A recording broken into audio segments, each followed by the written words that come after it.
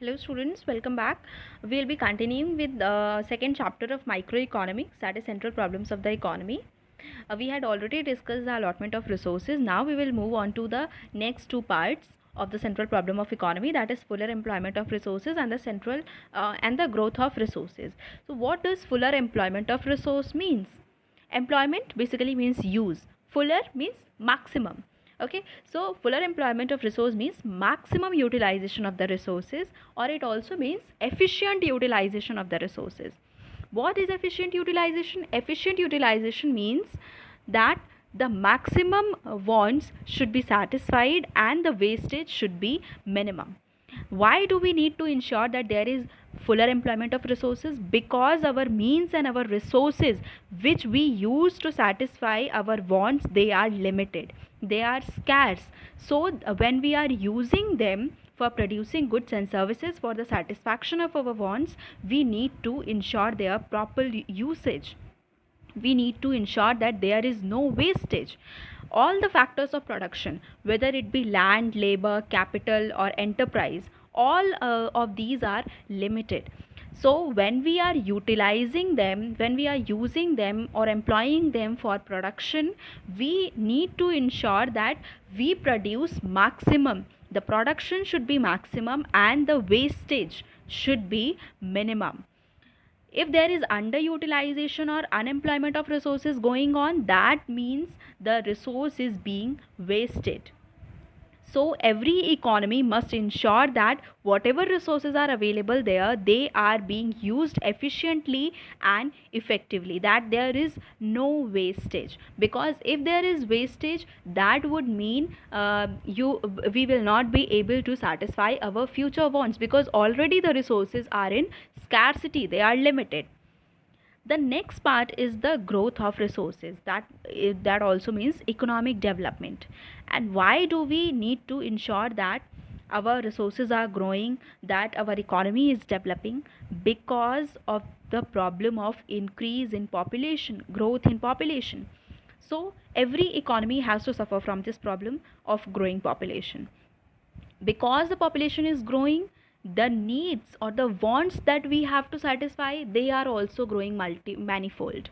For example, if we take example of agriculture, okay, so if population is increasing, then the agriculture sector has to ensure that its production is also increasing, because without food grains, without food, how will that increasing population survive? So the growth of the economy, the rate of economic development, it should be faster than, it should be more than the rate of increase in population. जिस speed से population grow कर रही है, उससे ज़्यादा speed से economic development होना चाहिए, तभी हम एक level of standard of living ensure कर सकते हैं for the increase in population.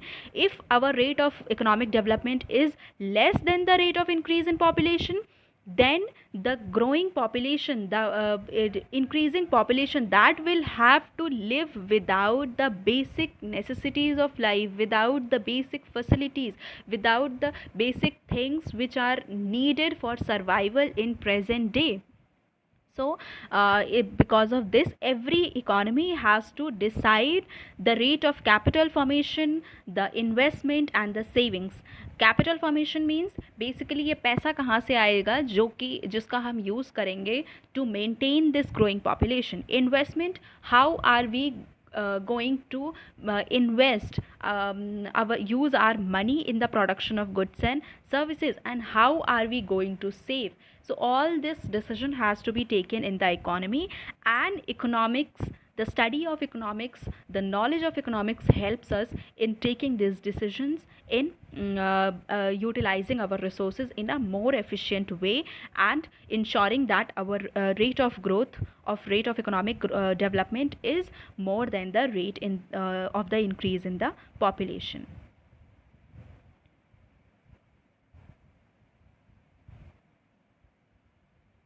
Then the next topic that we have to study is the concept of opportunity cost. So before moving on to the definition of opportunity cost, I would like to give you an example. Let us take a person A. He has a plot of land. A has a plot of land on which he has to grow a certain crop.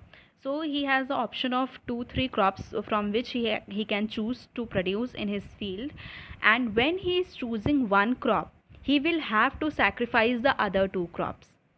Another example, suppose there is a person A, and he is working in a firm, in a company जहाँ पर उसको 25,000 rupees salary मिल रही है per month, and he gets a new job offer in another company which is offering him to pay rupees 30,000. So when he is going to accept that offer of the new job of working in the new company, then he will have to sacrifice working in the previous company. So he will have to sacrifice rupees 25,000 salary in order to get the salary of rupees 30,000. So what does that mean? That in order to produce one thing, we have to sacrifice another thing. And here comes the concept of opportunity cost. So suppose there are two commodities, commodity X and commodity Y, and at one particular time we can produce only one commodity. So the opportunity cost of producing 1 unit of commodity X will be the amount of commodity Y that we have to sacrifice in order to produce commodity X. Commodity x का एक unit produce करने में हमें commodity Y के कितने units sacrifice करने पड़ रहे हैं, that will be the opportunity cost of commodity x. And if we are producing commodity Y, then that means how many units of commodity X we are going to sacrifice in order to produce commodity Y. That would mean that would be the opportunity cost of commodity Y. So this is the basic concept of opportunity cost. And why does this concept of opportunity cost arises? Again, the same problem of scarce resources and their alternative uses. So when we are deciding, when we are producing something, when we are using our resources, we need to ensure that our resources are being fully utilized, that we are getting maximum output from the utilization of our resources.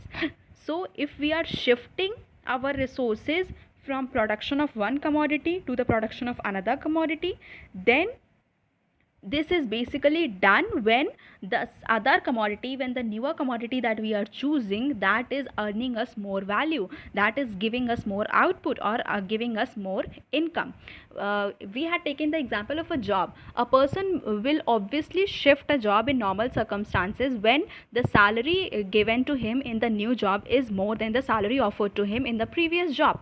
So here the increase in income, that means increase in output, is basically the motive behind shift in the use of resources from production of one commodity to the production of another commodity. So opportunity cost basically means the opportunity lost. Opportunity cost of X